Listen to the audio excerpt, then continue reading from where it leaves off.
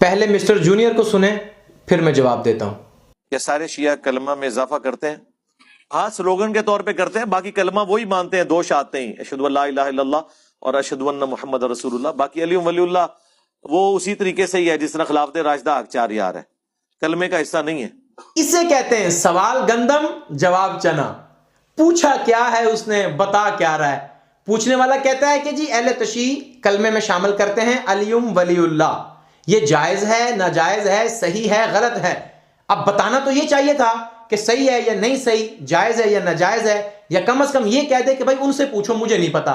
लेकिन इसको कंपलसेट कैसे कर रहा है वो जी, ये स्लोगन के तौर पे इस्तेमाल करते हैं। जैसे वो खिलाफत राशिदा हक 4 यार करते हैं, वैसे वो ये करते हैं। और जैसे वो लब्बैक या रसूलुल्लाह करते हैं, वैसे ये करते हैं। और जैसे शान सहाबा जिंदाबाद करते हैं, वैसे ये करते हैं। और बचना इससे, कहीं कल ये ना कह दे कि जैसे पाकिस्तान जिंदाबाद कहते हैं, वैसे इसलिए ये